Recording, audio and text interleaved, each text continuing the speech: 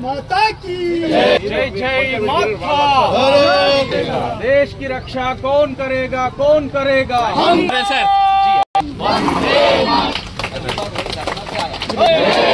जय जय माता, जय जय माता, जय वंदे मातरम, वंदे मातरम। बोलो भारत माता की जय जवान తల్లి ప్రేమ ఎన్నటికి తరగనిది చెరగనిది ఈ నా బ్రతుకు పైన అధికారమున్నది తల్లికేను దేశాన ప్రజలైన చెవులార వింటే కనుల కంటే నా అస్థికలపై సమాధిపై జై ప్రతిధ్వనించే ప్రవహించే నార కోసమే 1999లో మార్చి ఆ సమయంలో అప్పుడు వాజ్పేయి ప్రభుత్వం గారుండే అక్కడ పాకిస్తాన్ మన యొక్క భూభాగాన్ని ఆక్రమించుకున్నటువంటి ఒక దుశ్చర్యలో భాగంగా అప్పుడు వాళ్ళు అనుకోకుండా మనం యుద్ధం ప్రకటించినప్పుడు మన సైన్యం మన ఆర్మీ ఏదైతుందో చాలా కష్టాలు పడ్డారు. ఎందుకంటే కార్గిల్ యుద్ధం అంటే కొండల ప్రాంతాలు ఉంటాయి, ఇక్కడ నుంచి వీళ్ళు అక్కడికి పైకి ఫైర్ చేయాలి. అట్లాంటి దశలో కూడా వీళ్ళు వెనుకడుగు వేయకుండా మొత్తానికైతే కార్గిల్ విజయాన్ని సాధించుకున్నాం. అప్పుడు పర్వేజ్ ముషారఫ్ అక్కడ వాళ్ళ మిలిటరీ తనుండే. మరి అలాగే ఇక్కడ ఉన్నటువంటి బ్రిగేడ్స్ ఎవరైతే ఉన్నారో మన సైన్యం ఏదైతుందో చాలా కష్టపడి ఆ రోజు మనకి కార్గిల్ విజయాన్ని సాధించి పెట్టిర్రు. మార్చి 1999 నుండి స్టార్ట్ అయినటువంటి ఏదైతే యుద్ధం ఉందో అది జూలై 26 వరకు కంప్లీట్ అయ్యి మన భారతీయ జెండా జాతీయ పతాకాన్ని అక్కడ ఎగురేయడం జరిగింది.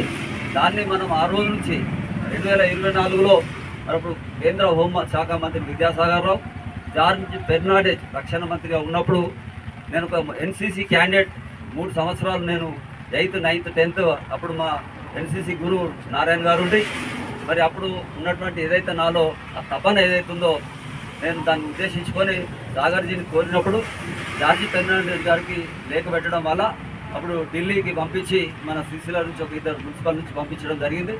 దీని యొక్క వెయిట్ 40 టన్నులు ఉంటుంది. వారం రోజులు పట్టింది మనకి ఇక్కడికి రావడానికి. తర్వాత ఈ బేస్ కట్టి అక్కడ మన దగ్గర అప్పుడు క్రేన్లు కూడా లేవు. ఎక్కడైతే రంగుల కమలాకర్ వాళ్ళ అన్నతో మాట్లాడి అక్కడ మైనింగ్ ఏదైతే నడుస్తుందో అక్కడ నుంచి ప్రత్యేకించి ఒక క్రేన్ తెప్పిస్తే దాదాపు గంట సేపు పట్టింది భూమికి ఉంగిపోవడం. ఆ రకంగా మొత్తానికైతే ఇక్కడ ఈ కార్గిల్ విజయ్ దివస్ ఏదైతుందో మనం ఈ వైజయంతి ట్యాంకును తీసుకొచ్చుకున్నాం. ఇందులో ముఖ్యంగా మనం ఈరోజు గమనించాల్సి ఏంటంటే నేను పోయినప్పుడు వి కృష్ణ సార్ ఎవరైతే బ్రిగేడియర్ కల్నల్ సార్ ఎవరైతే ఉన్నారో అలాగే సాగర్జీ ఉన్నారు. మరి వాళ్ళొక విషయం చెప్పింది అనుకోకునే హైదరాబాద్ వాసిని, నేను కూడా కార్గిల్ యుద్ధంలో పాల్గొన్నాను. ఇది మన ఆపర్చునిటీ. కాబట్టి దీంతో ఇంకొకటి మనకు అనుకూలంగా జరిగింది ఏంటంటే అప్పుడు ఈ బీవై నగర్, సుందరయ్య నగర్ మొత్తం మురికివాడలు వర్షం పడితే చాలా ఘోరమైన పరిస్థితి ఉండే.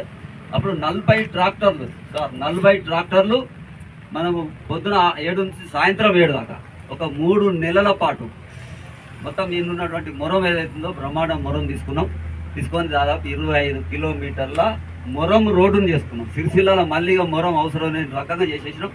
అలాగే వీళ్ళందరూ కష్టపడ్డారు. 8 కిలోమీటర్ల డ్రైన్ కట్టినాం అప్పుడు. అలాగే ఇక మన గురించి మనం అవసరం లేదు, కానీ ఈ రకంగా దీనివల్ల ఏ ఉపయోగం జరిగింది అని ఆ రకంగా అప్పుడు ఇది వర్ధనుకుంటా ఉంటే సాగర్జీ గారు ఏమన్నారు, దీని పేరు కార్గిల్ లేక్ అనేటువంటి నామకరణం చేయడం వల్ల కార్గిల్ యుద్ధం అవుతుందో ఆ రకంగా మనం యుద్ధం చేస్తూ ఉన్నాం. మొన్న అంతకుముందు ఈ ఆపరేషన్ సింధూర్లో మనకు తెలుసు వాళ్ళు ఏం చేసారు. ఎవరైతే కుట్రదారులు ఉగ్రవాదులు ఉన్నారో మన హిందువులను పాయింట్లు ఇప్పించి లాగులు తీపించి మతాన్ని చూసి భర్తల ముంగట్నే భార్యలను చంపారు. ఒక భార్య నన్ను కూడా చంపుర్రు అంటే పోయి మోదీకి చెప్పుకో బిడ్డ అని. మనకు ఏం జరిగిందో తెలుసు. ఓమికా సింగ్ అండ్ ఖురేషి వాళ్ళిద్దరు మహిళలు చూపెట్టినటువంటి సాహసం ఏదైతుందో అది సింధూర్ నిజంగా అది చెప్పుకోలేని విజయం మనకు. ఆ రకంగా మనకు పాకిస్తాన్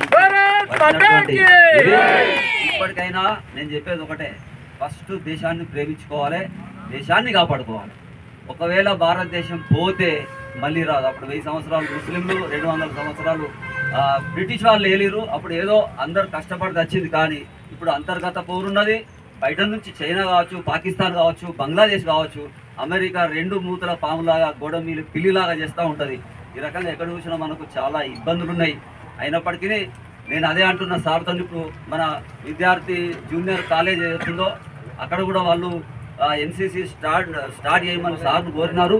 మరి వాళ్ళు తప్పకుండా అవకాశం ఇస్తారని. ఎందుకంటే నాకు సిరిసిల్లలో ఎన్సీసీ లేని లోటు కనిపించింది. నేను ఇక్కడ ట్రైబల్ ఏదైతే ఇప్పుడు పిల్లలు ఉన్న ఎన్సీసీ క్యాండిడేట్స్ అందరినీ మనం మాట్లాడి సార్ చెప్పినారు తంగరిపల్లి ఉన్నదంటే వాళ్ళందరికీ తీసుకొచ్చినాము. చాలా బ్రహ్మాండంగా ఒక మంచిగా ఈరోజు విజయోత్సవం ఎట్లా ఉంటుందో వీళ్ళందరి ద్వారా మనకు కలిగింది. ఇది చాలా చెప్పుకునేటువంటి మనకు చాలా సంతోషదాయకం. ఇప్పుడు మరి డి కృష్ణ కల్నల్ గారిని మాట్లాడవలసిందిగా కోరుచున్నాం.